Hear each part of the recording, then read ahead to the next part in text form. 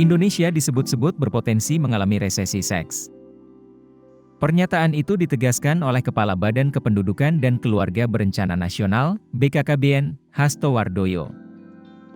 Menurut Hasto, hal itu bisa terlihat dari usia pernikahan penduduk Indonesia yang semakin meningkat.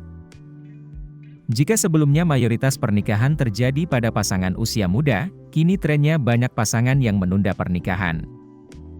Potensi itu, resesi seks Indonesia, ada ya, tapi sangat panjang, karena kan gini usia pernikahan semakin lama kan semakin meningkat. Ini bicara, pernikahan lo bukan seks, kata Hasto. Usia pernikahan itu mundur, karena semakin menempuh studi, karir dan sebagainya, kata dia dikutip dari Kompas TV.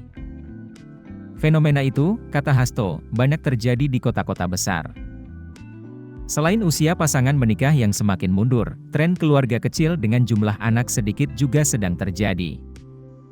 Jadi bisa saja terjadi minus growth atau zero growth. Sekarang ini kan beberapa daerah sudah minus growth, zero growth seperti beberapa kabupaten di Jawa Timur, Jawa Tengah, jelasnya.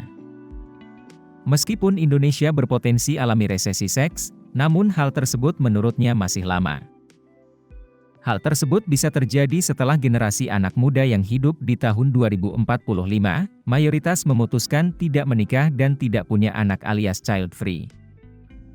Sosiolog Universitas 11 Maret, UNS, Surakarta, Drajat Trikartono, menyebutkan dampak yang terjadi apabila Indonesia alami resesi seks. Salah satunya resesi seks akan menyebabkan jumlah keluarga berkurang.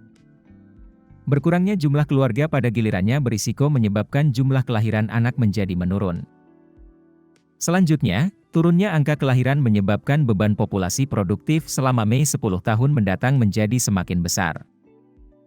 Ini artinya orang-orang yang produktif akan menanggung beban karena yang bekerja tidak banyak, kata Drajat kepada Kompas.com, Sabtu, 10 November 2022. Dampak lain yang ditimbulkan akibat resesi seks adalah lesunya ekonomi.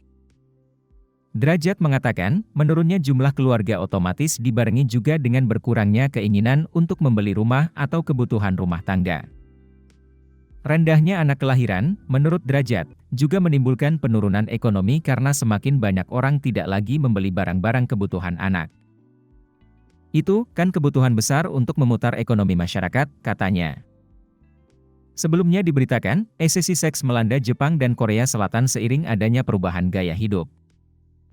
Melansir Daily Star, di tahun 2020-an, kebebasan seksual saat ini menjadi hal yang tidak terbayangkan oleh orang-orang 100 tahun yang lalu. Namun, yang mengejutkan, semakin banyak orang yang berpaling dari seks. Resesi seks ini menjadi fenomena dunia. Akan tetapi Jepang, secara khusus, tampaknya menunjukkan jalan menuju masa depan tanpa seks.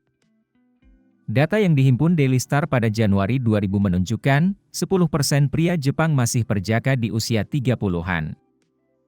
Runtuhnya dorongan seks di negara itu juga berdampak pada angka kelahiran, dengan anak menjadi semakin langka. Kisah serupa juga terjadi di Korea Selatan, yang memiliki tingkat kesuburan terendah di dunia dan populasi yang menua dengan cepat. Penyebabnya adalah munculnya kekhawatiran tentang tekanan pada ekonomi dan sistem pensiun, yang mungkin akan habis dalam beberapa dekade mendatang. Data The Guardian menunjukkan, populasi menyusut untuk pertama kalinya dalam catatan pada tahun 2021. Diproyeksikan angka tersebut akan turun lebih jauh, dari saat ini 52 juta menjadi 38 juta, pada tahun 2070. Tingkat kesuburan negara tahun lalu adalah 0,81, terendah di dunia. Pemerintah daerah telah melaksanakan program untuk mendorong masyarakat memiliki anak. Mereka diberi bantuan uang tunai, bantuan perawatan kesuburan, dukungan untuk biaya pengobatan, dan pinjaman. Tapi Jung Chang-liul, seorang profesor kesejahteraan sosial di Universitas Dan Kook, mengatakan insentif tunai sama sekali tidak berguna. Sementara masalah angka kelahiran yang rendah mungkin tampak penting di permukaan, masalah sebenarnya adalah tidak ada yang bertanggung jawab, kata Jung.